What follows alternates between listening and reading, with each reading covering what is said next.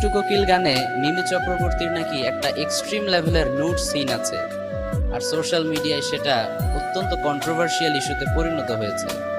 আমার অ্যাসিস্ট্যান্ট আমাকে বলল, হুজুর, এই ইস্যুতে কিছু মেসেজ ড্রপ করার জন্য অনেকে আপনাকে রিকোয়েস্ট করেছে।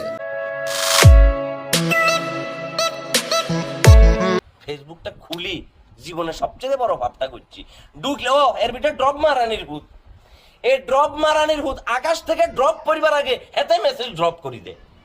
তাই রে ড্রপ সেদিন আবার দেখেছি ব্রাজিল আর্জেন্টিনার হলে এতে সান্ত্বনা দেয়। এরে আচ্ছা তুই যে এত বাট পার রে, এরে ড্রপ মারানির ভূত।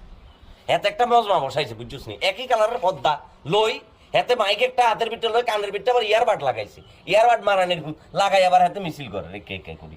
এগুলো কি সহ্য করা যায় বলো? অ্যাকচুয়ালি টু বি অনেস্ট, আমি কিন্তু খুবই ব্যস্ত মানুষ, এজন্য ইচ্ছা থাকা সত্ত্বেও সব ইস্যুতে ইন্টারাপ্ট করার স্কোপ আমার হাতে থাকে না। But I think it's a very sensitive and important issue for us. That's why তোমাদেরকে কিছু মেসেজ ড্রপ করছি। করোনার সময় আঙ্গুর জীবন এটা তছনছ করে দিছে আলম কাকা, আর করোনার পরে আঙ্গুর জীবন এটা তছনছ করে দিছে ড্রপ মারানির ভূত। এই ড্রপ হুজুরের ড্রপের ঠেলায় সোশ্যাল মিডিয়ার ভিতরে কোনোভাবে থাকা যাইতেছে না। আইছে রে তুই যে বললি, তুই যে এমনি করে মাইক এটা লই সামনে এমনি করে তাকাই কথা কস, তোর সামনে এখন কন আছে তোর সামনে ভাইয়া? আবার তুই দেখলাম যে আরেকটা ভিডিওর ভিতরে বলতেছ যে গিয়ে যে আমার অ্যাসিস্ট্যান্ট আমাকে আসি জানাইছে তুফান মুভিতে এই হয়েছে, কেজিএফ মুভিতে এই হয়েছে। এ রে মন্দির ভূত, এই তুই বলে হুজুর সেজ, তুই মুভি এখন দেখবে টাইম পাস কখন? ফার্স্ট অফ অল, আমরা সকলেই জানি যে ইসলাম আমাদেরকে এই ধরনের সিনেমা দেখা সাপোর্ট করে না, হারাম করেছে আমাদের জন্য। বাট একটা সময় ছিল যখন বাংলার ম্যাঙ্গো পিপল, মানে আমজনতা, ফ্যামিলির সবাইকে নিয়ে একসাথে অ্যাটলিস্ট বাংলা সিনেমাগুলো দেখতো। বাট বাংলা সিনেমার স্ট্যান্ডার্ড নামতে এখন এমন পর্যায়ে এসেছে যে পাশে গার্লফ্রেন্ডকে রেখে এ ধরনের সিনেমা দেখতেও লজ্জা লাগবে। ঠিক কিনা বলো যুবক ভাইয়েরা? ঠিক না বেঠিক সেটা আমরা কিভাবে বলবো? আমরা কি গার্লফ্রেন্ড আসেনি?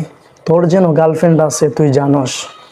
মাঝে মাঝে মন চায় তোরে জুতা পিটা করি, কিন্তু সমস্যা হলো তোকে যদি জুতা পিটা করি তোর থেকে বেশি অপমান হবে জুতা, কারণ তুই হলে গন্ডারের চামড়ায় কোনো কিছু লাগে না। চলুন সামনে আর কি বলে শুনি। সেন্সর বোর্ডের মেম্বাররা কি যে করে আমার বুঝে আসে না। How can they be so irresponsible?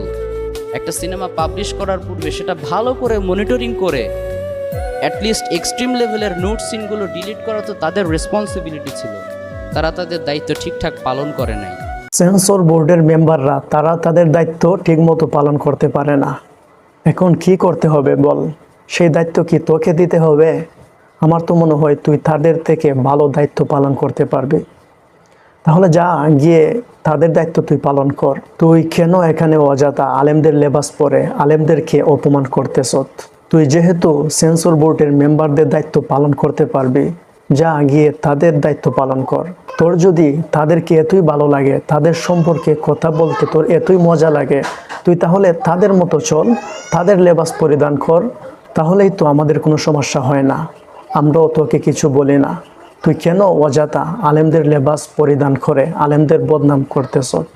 এখনো সময় আছে, ভালো হয়ে যা, নতুবা তোর শেষ পরিণতি কেমন হবে তুই কল্পনাও করতে পারবি না।